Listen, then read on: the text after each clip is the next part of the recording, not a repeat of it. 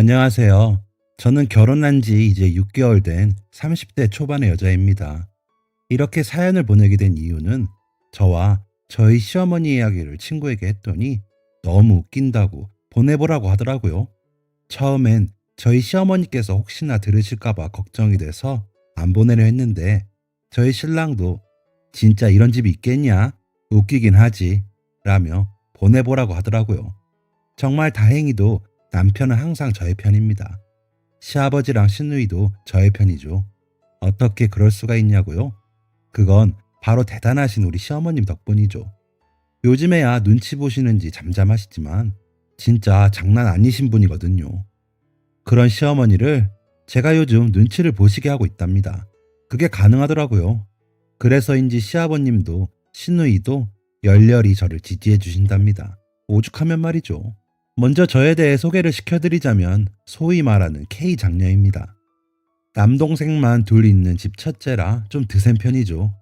저희 할머니께서 심한 남녀 차별주의자에 저희 엄마 고생시키는 걸 모르고 자라 그런지 거의 쌈딱에 가깝게 자랐습니다. 남동생들 챙기시느라 저나 저희 엄마를 힘들게 하신 할머니께 대드는 것부터 배운 거죠. 물론 아빠는 그런 저를 못마땅해 하셨지만 어린 제가 엄마를 지키는 방법은 그것뿐이었습니다. 그런데 엄마가 아무리 그래도 어른이신데 그렇게 대들고 그러면 안 돼. 차라리 안 들리는 척을 하고 듣지 마. 그러면 그렇게 날카롭게 안 해도 되잖아. 엄마 생각해서 그러는 거 아는데 너희 할머니가 사시면 얼마나 사시겠니? 그냥 맞춰드리자 하시더군요. 답답하고 화가 났지만 엄마의 눈빛이 너무 쓸쓸해 보여서 그냥 그러기로 했습니다. 그래서 그때부터 할머니께서 우리 장남 먹게 부침개 좀 해와라. 어디 기집애가 누나라고 남동생한테 주먹질이냐. 우리 막둥이 사탕 먹고 싶단다. 너가 가서 좀 사와라. 하시는데 안 들리는 척 했습니다.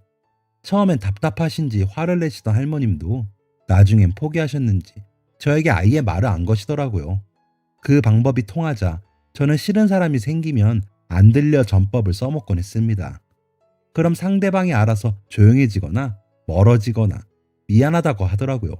일일이 싸우지 않아도 되니 편하기도 하고 신경 끄고 사니 저 역시 편하기에 정말 이 사람은 아니다 싶은 사람을 만나면 써먹는 필살기가 되어버렸습니다. 남동생들은 누나 완전 또라이야. 너 그러다 진짜 어디 가서 큰일 나. 하며 혀를 차기는 했지만 뭐 제 속 터지는 거 아니니까 그러거나 말거나 라고 생각했습니다. 취업을 하고 보니 진상 총량의 법칙이라는 말이 왜 나왔는지 알겠더군요. 그 집단에 진상이 없으면 그곳이 진상은 너다라는 말도요. 그만큼 우리의 곁에 진상은 넘쳐나게 있었습니다. 전 그런 그들에게 역시나 안 들려 방법을 써먹었습니다. 그들의 패턴도 비슷했습니다. 처음엔 화를 내다가 나중엔 물어보며 미안하다 사정하다가 최후엔 제 눈치를 보며 조심하는 순서로 가는 겁니다. 그 정도와 걸리는 시간의 차이만 있을 뿐 순서는 비슷했습니다. 그랬기에 저는 저만의 법칙처럼 안 들려 전법을 사용했죠. 물론 다 그럴 수는 없고 최악의 경우에만 그랬습니다. 회사 생활을 2년쯤 했을 때 팀장님 한 분이 이직해 새로 부임해 오셨습니다. 오시기 전부터 그분의 실력에 대한 소문은 이미 삽시간에 퍼져 모두들 기대가 컸죠. 팀장님께서 오시고 처음엔 까다로우신 인상에 정말 업무 처리 능력도 뛰어나셨기에 모두들 긴장하고 더 열심히 일했습니다. 하지만 그분에 대한 존경과 긴장은 첫 회식 때 깨지기 시작했죠.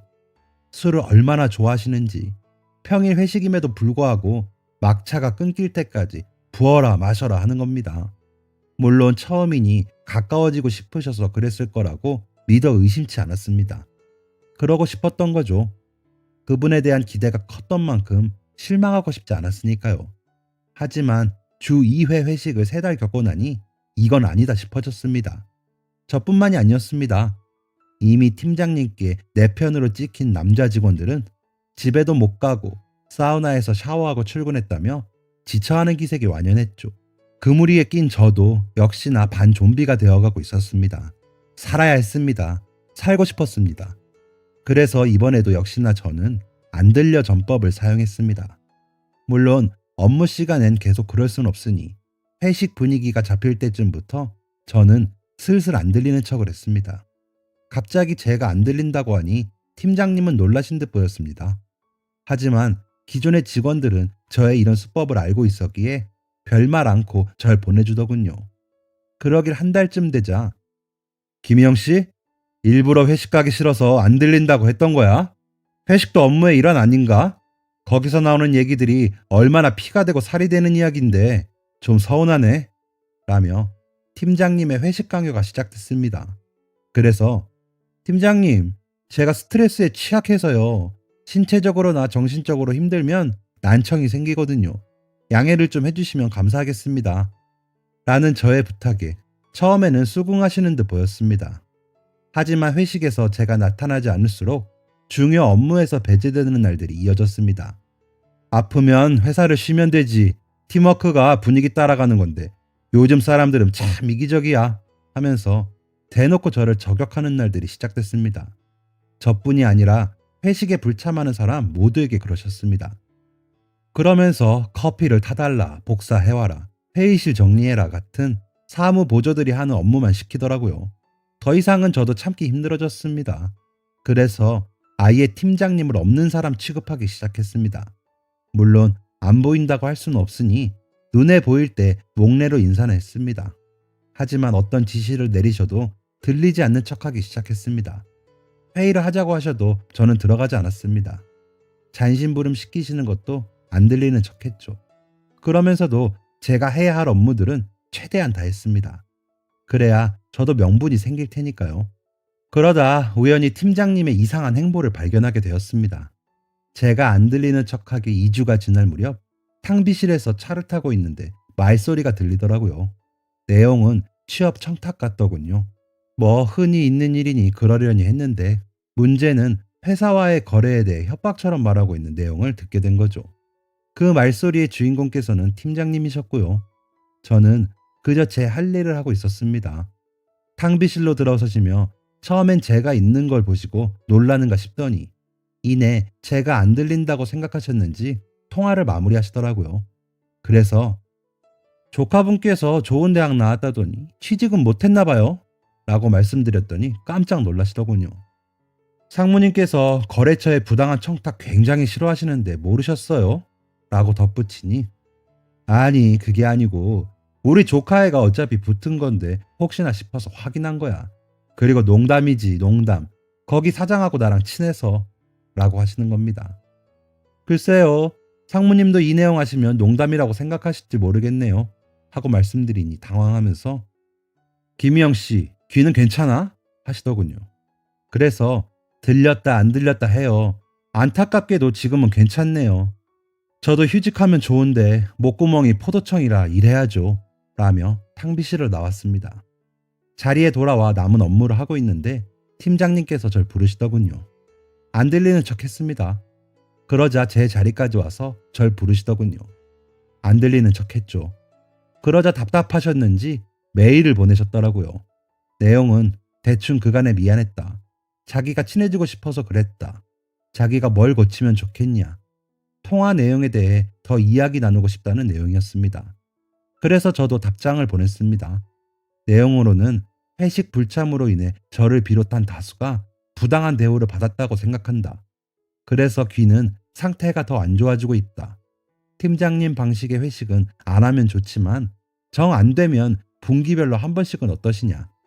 그리고 통화 내용은 상무님께서 아시는 게 맞는 거 아니냐. 업무에 있어 연관되고 있는 회식에 대해서도 함께 아시는 것이 좋겠다 라고 보냈던 것 같습니다. 그러자 답장으로 앞으로 회식 일절 안 하겠다. 이영 씨 몸이 안 좋다고 해서 쉴 수 있도록 한 것이었다. 업무 배제라니 말도 안 된다. 그간의 일들은 잊어달라는 답장이 왔더군요. 그래서 제보는 생각해 보겠다. 하지만 개선이 안 된다면 상무님께 그간 사정들과 제가 들은 내용을 말씀드리는 수밖에 없을 것 같다. 제가 귀가 안 좋다 보니 말소리가 들리면 버릇처럼 녹음을 한다는 사실도 알려드렸습니다. 전부는 아니지만 통화로 상대방의 협박성 말씀을 하실 때 녹음을 했거든요. 그날 잡혀있던 회식도 취소를 하시더군요. 그러더니 회식에 회자도 나오지 않는 2달의 시간을 보내게 되었습니다. 모두들 처음엔 좋아라 하다가 나중엔 의아해 하더군요. 그러시더니 아이 때문에 회식에 참석 못하시던 대리님께서 이영씨, 이영씨가 한 거야? 회식하는 거 싫어했잖아 라고 하시더군요. 글쎄요 하고 말하며 웃었더니 어떻게 한 거야? 안 들린 척하면 되는 거야? 하면서 웃으시더라고요. 하지만 업무적인 요소들은 여전히 불평등했기에 저는 좀 화가 나고 있었습니다. 그러던 어느 날 인사과에서 저를 불러 팀장님의 그간 행적에 대해 물으시더군요. 업무에 대한 차별에 대해 물으시기에 회식 강요가 심하시더니 회식에 불참하면 중요 업무에 참여하지 못하거나 잘한 일들도 공로를 뺏기곤 했습니다. 얼마 전부터는 회식은 강요 안 하기 시작하셨지만 업무에 대한 차별은 여전하시고요. 라고 말씀드렸죠. 그러자 거래 업체에도 부당한 일들이 일어나 제보가 들어왔습니다. 혹시 아시는 것 없나요?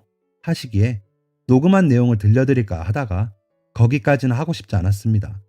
그래서 없다고 하자 조사받으시면서 최 팀장님이 김희영 씨가 제보했냐고 여러 차례 물으시더라고요. 그래서 결정적인 자료가 있으신가 했습니다. 하더라고요. 그래서 이런 거 말씀하시나요? 하고 녹음본을 들려드렸습니다.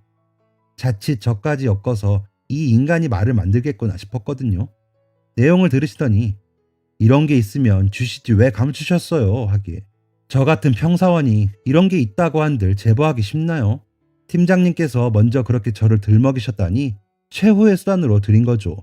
라고 말씀드리니 수긍하시더군요. 팀장님은 그 일을 계기로 퇴사를 하게 되었습니다. 소식을 듣고 혹시나 저에게 따지시거나 해코지랄까 두려웠는데 인사실에서 잘 이야기를 하신 건지 오히려 저에게 미안하다 사과를 하시고 가시더라고요. 사무실은 한동안 혼란스러웠지만 상무님께서 직접 처리를 하시며 진정이 되었습니다. 그 일을 계기로 저는 안 들려 전법을 안 쓰기로 결심했습니다. 괜히 그런 일에 말려 들어간 것 같기도 하고 유치하다는 생각에 현타가 왔다고 해야 할까요? 함께 근무하던 남자친구는 좀 유난스러워 보이고 이상하지만 너만의 방법이니까 라고 했다가 팀장님이 그만두시자 자기야 진짜 대단하다 나도 써먹을까? 하며 좋아하더군요. 하지만 제가 다시는 안 그러겠다고 했더니 그래 괜히 그런 일에 휘말려서 놀랐지 앞으로 그런 일이 안 생기겠지 하더군요. 저도 제가 다시 안 들려 전법을 사용할 일이 없을 거라고 생각했습니다. 특히나 결혼 생활이 있어서는 더 그럴 일이 없을 거라고 생각했죠. 팀장님과의 일이 있고 2년이 지나고 저와 제 남자친구는 결혼식을 했습니다. 결혼을 하고 얼마 후 남편은 규모가 좀 더 큰 회사로 직급을 내리며 이직을 했고 전 대리로 승진을 했습니다. 그러자 시어머니께서 너는 좋겠다. 잘난 우리 아들이랑 이렇게 결혼해서 아휴 그렇게 큰 회사로 휙휙 옮기고 아주 능력이 이렇게 좋은 남자랑 어떻게 결혼했을까 싶지 하시는 겁니다. 그래서 어머니는 좋으시겠어요. 승진도 잘하는 며느리 보셔서요. 월급도 제가 더 많아요. 신랑은 자기보다 제가 대리된 게 더 빠르다면서 대단하다고 하던데요. 라고 하니 그 째까나 회사에서 대리된 게 뭐 그리 대단하니 하시더군요. 어머니 신랑도 여기서 대리 달고 과장도 해서 지금 회사 간 거예요. 라며 웃었더니 신경질을 내시더군요. 뭐 그러려니 했습니다. 워낙 어릴 때 할머니께 당했던 내용들이라 마음이 상하지도 않더라고요. 더한 일들도 많았으니까요. 그저 앞으로의 결혼 생활이 평탄하진 않겠구나 싶었습니다. 그래서 남편에게 어머님 계속 저러시면 나도 곱게는 못 넘어가. 알지? 라고 이야기했습니다. 그러자 남편은 제발 그냥 넘어가지 마. 나도 나 어릴 적부터 엄마 저러는 거에 너무 질려. 누나랑 여동생도 고생 많이 했거든. 누가 봐도 누나가 공부도 더 잘했고 더 잘났는데 그걸 칭찬 한 번 안 하시더라. 여동생도 막내인데 막내 대우도 못 받고 컸고 자기까지 그런 대접 받는 거 싫어. 근데 나도 좋게는 얘기해 보겠는데 막 못되게는 못해. 솔직히 그렇게 나한테 지극정성으로 하셨는데 마음이 아파. 라더군요. 그래서 그럼 나 하는 대로 가만히나 있어. 나중에 딴소리 말고 내가 잘못했다고 하지도 말고 알았어? 라며 확답을 받았습니다. 저희 시어머니는 아드님께서 최고이신 분이거든요. 시아버지도 필요 없고 외국 회사에 다니는 큰 시누는 시어머니랑 싸우다 외국에서 지내는 걸로 알고 있고요. 막내 작은 시누이는 어머니의 등살에 싫은 소리 한 번을 못하고 컸다고 알고 있었습니다.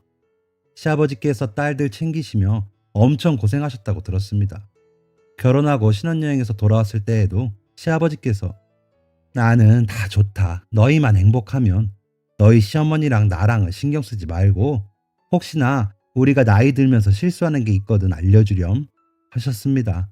시어머니께서는 우리 아들 아까워서 더 있다가 장가 보내고 싶었는데 난 이제 어떻게 사니? 라며 우셨습니다. 이때부터 시어머니와의 관계가 쉽진 않겠다 싶었습니다. 그 전까지는 이런지 눈치를 못 챘거든요. 그래서 남편에게 각서를 쓰게 했습니다. 어머니와의 문제가 생기면 무조건 아내 김희영 편을 들겠습니다. 만약 위 사항을 어길 시 아내 김희영이 하자는 모든 것을 이행하겠습니다. 라는 내용의 각서를 쓰게 했죠. 남편은 무조건 오케이를 외치더니 흔쾌히 사인을 했습니다. 남편에게 이런 시어머니가 있을 거라고는 상상도 못했습니다. 회사에서 본 남편은 항상 올곧고 여직원 남직원 이런 성별 구분 없었거든요. 그리고 항상 약자의 편에서 점잖으면서도 부드럽게 대해주기도 했고요. 제가 그 팀장님과 일이 있을 때도 다들 절 피하는 분위기일 때 괜찮냐고 다독여주기도 했고요. 그래서 제가 먼저 고백해 사귀게 되기도 했죠. 이 사람이라면 불합리한 일로 나를 힘들게 하진 않겠다 싶었거든요. 그런데 시어머니가 갑자기 이러시니 당황스러웠습니다. 큰 신우가 영상통화로 결혼 축하한다고 이야기하면서 우리 엄마 쉽지 않을 거예요.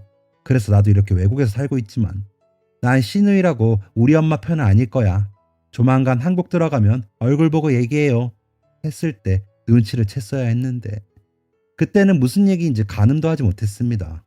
하지만 이제 어느 정도 눈치가 챙겨지더군요.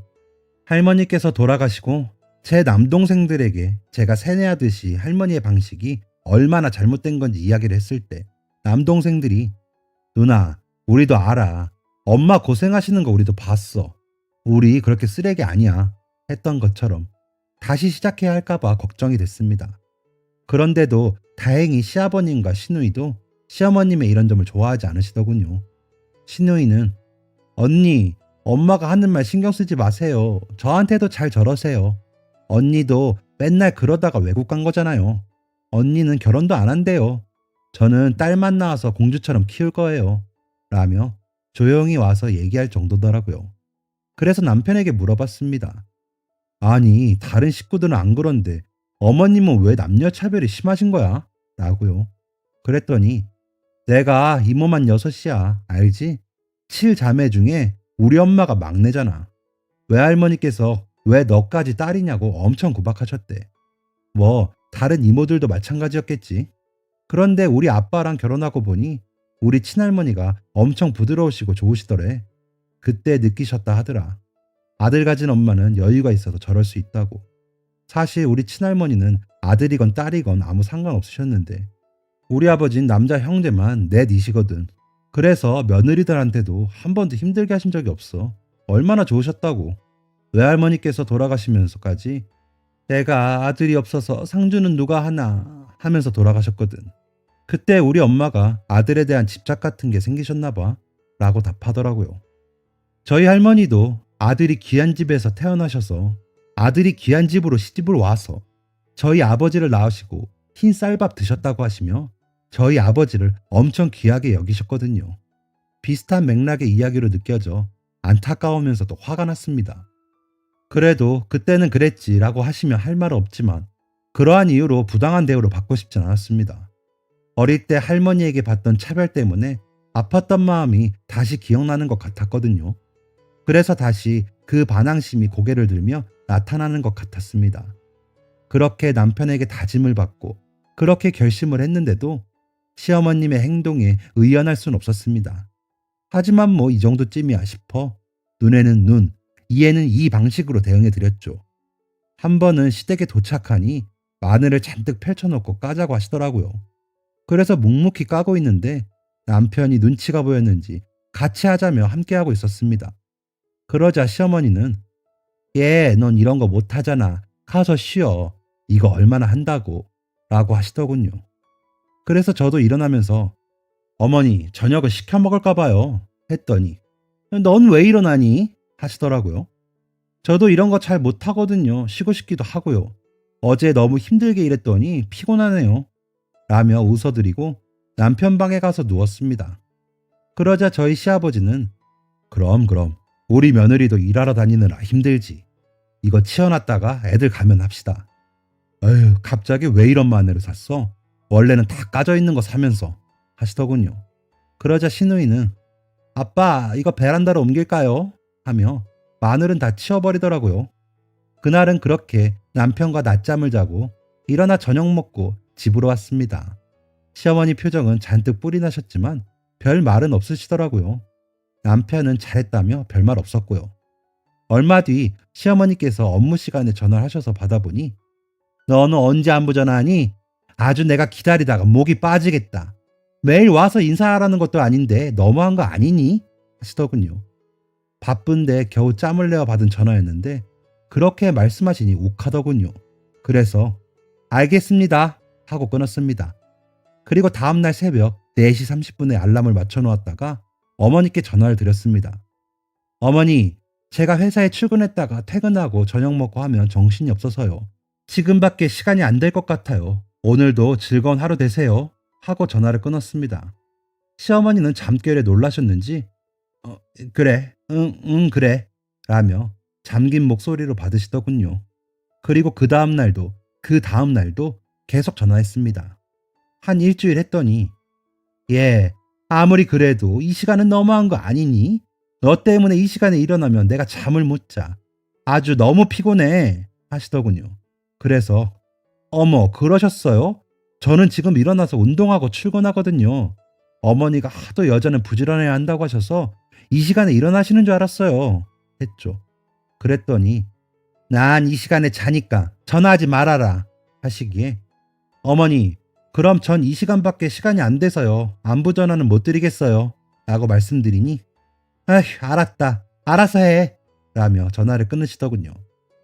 그런 통화 내용을 듣던 남편은 자던 중에도 웃더니 우리 엄마 또 한 방 먹었네 하더군요.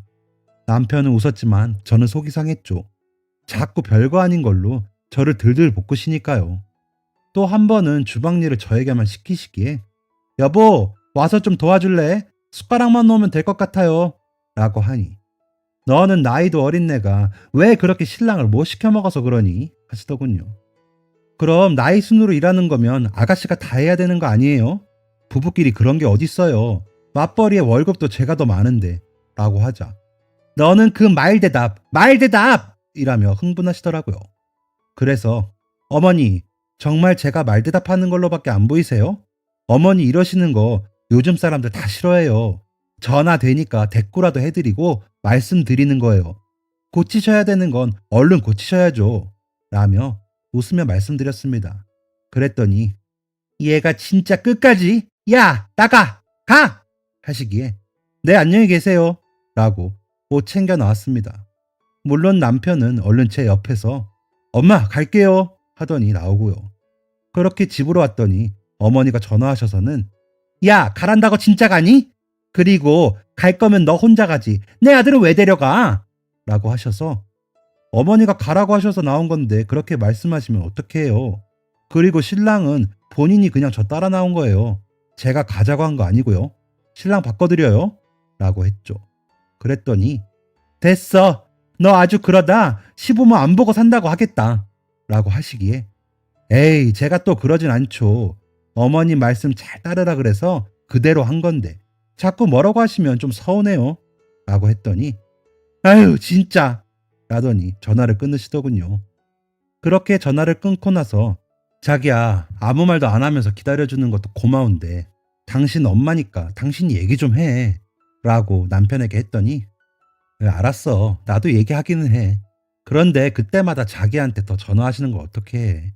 우리 엄마 고집을 누가 꺾냐. 당신이나 되니까 그 정도 할 수 있는 거야 하더군요. 부글부글 올라왔지만 그래도 아직은 웃으며 말할 수 있으니 참아보자 싶었습니다. 그러다 일이 터졌죠. 아버님이 은퇴를 하시고 그래도 손 놀리는 거 싫다고 하시면서 청소일을 시작하셨습니다. 어머님도 함께 다니신다고 하시더라고요.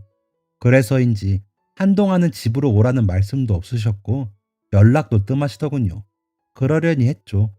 두 분이 운동도 될 겸 다니시는 거라고 하셨으니 크게 생각하지도 않았고요. 오히려 아버님은 몸을 움직이니 좋다고도 하셨거든요.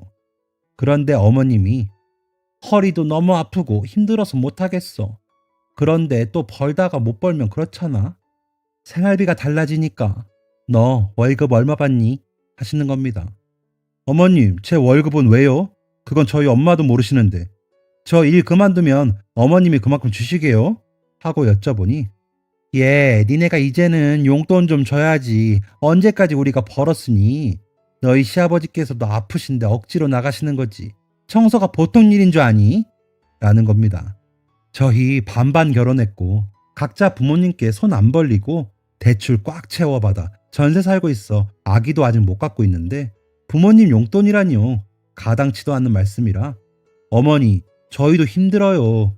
제 친구들은 시부모님이 집 해주셔서 다 회사 그만두고 애 보는데 저는 애도 못 갖잖아요.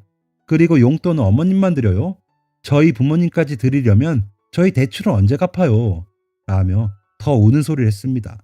그러자 너 아주 웃긴다. 내 아들 버는 돈으로 너희 부모님 용돈 주겠다는 소리가 나오니? 아주 친정에 다 빼돌리겠다 하시며 또 방방 뜨시더라고요.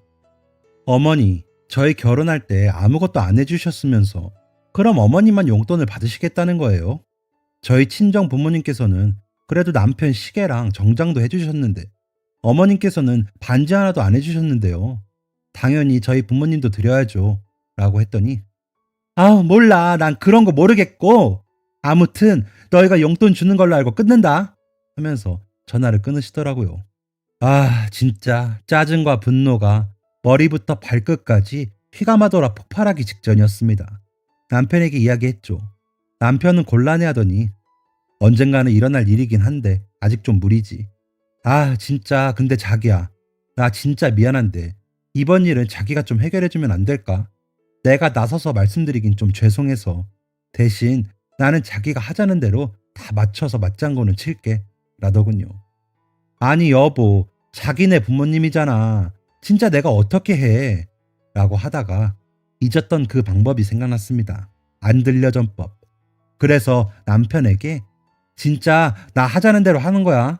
나중에 딴소리 하지 마. 라며 의견을 맞춰 놓았습니다. 팀장님과의 일이 다시 생각나 그렇게까지는 하지 말까 싶다가도 이번에 시어머님께 꺾이면 이대로 평생 일해야 한다는 생각에 크게 결심했습니다. 다음날 시어머니께 다시 전화가 오더군요. 얘 언제부터 입금할 거니? 돈이 들어와야 너희 시아버지도 일을 그만두실 거 아니야 하시기에 여보세요?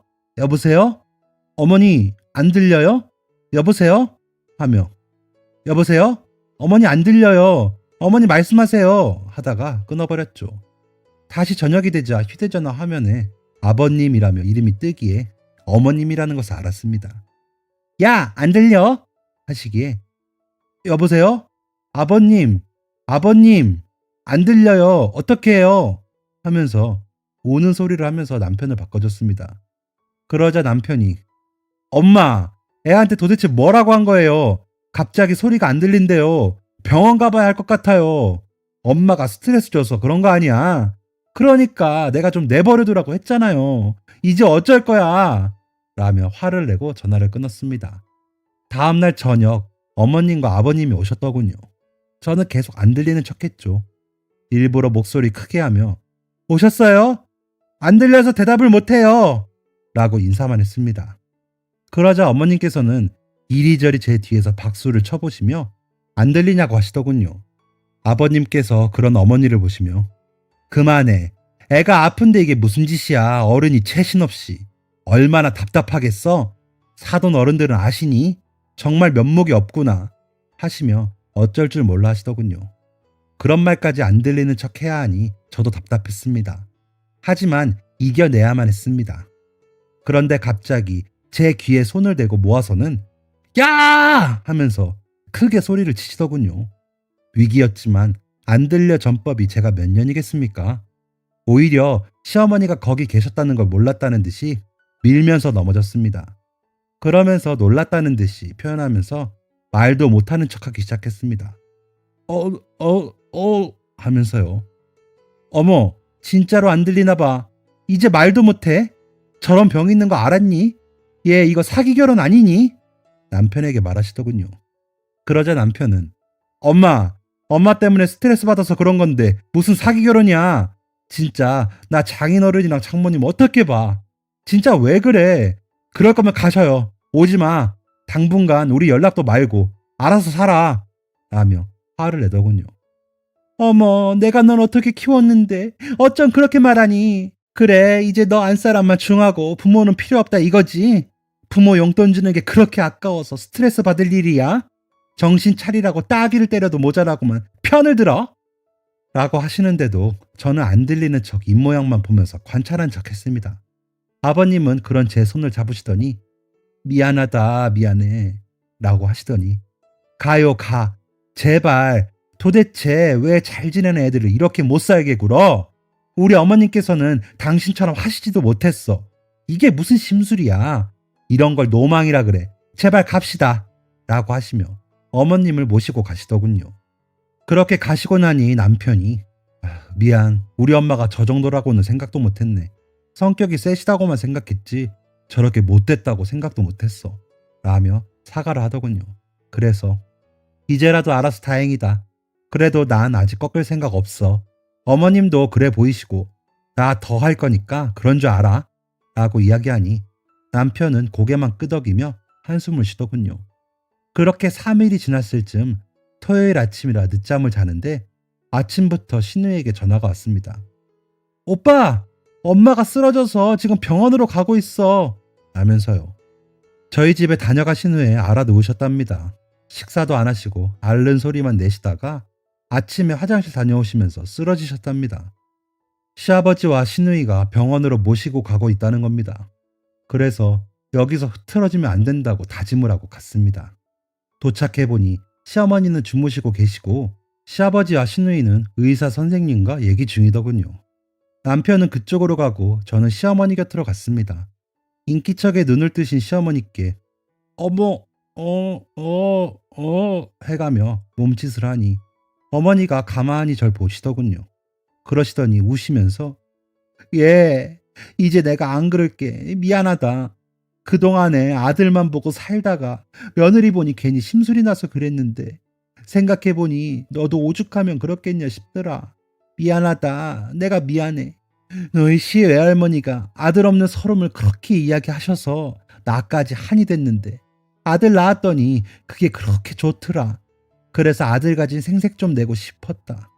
근데 가만 누워서 생각해보니 너희 시할머니가 얼마나 좋으셨는지 생각이 나면서 부끄럽더라고. 미안하다. 내가 어리석었어. 라고 하시더군요. 그래서 조용히 손을 잡아드렸습니다. 그러고 있는데 남편과 시아버님, 시누이가 오더군요. 저와 시어머니가 잡은 손을 보더니 별말 없이 자리를 지키다 서로 마주보고 웃었습니다. 그 후로는 저희 시어머님의 억지 소리는 사라졌습니다. 대신 손주 타령이 늘긴 했지만 그 정도는 참을 수 있습니다. 시누이는 언니가 조금만 빨리 시집 왔으면 저도 고생 덜해서 좋았을 걸 그랬어요. 언니 고마워요. 하더군요. 요즘 막내딸에게 부쩍 잘해주고 계신다고 해요. 어머님 어릴 적 모습이 이제야 생각이 나셨다고 하시더라고요. 그 덕에 시누이 얼굴이 많이 좋아졌답니다. 외국에 있는 큰 시누이와도 통화도 자주 하시면서 대화를 많이 하시는 중이라고 하시더라고요. 그런 제 이야기를 친구에게 해줬는데 깔깔거리며 너무 웃기다고 하더라고요. 저는 진짜 심각했는데 자칫 평생 말 못하는 척 하면서 살 뻔했잖아요. 이제는 진짜 다시는 안 들려 전법 안 쓰고 살고 싶습니다. 제발요. 지금까지 사연 들어주셔서 감사합니다. 사연이 재밌으셨다면 구독과 좋아요를 눌러주세요. 감사합니다. 안녕히 계세요.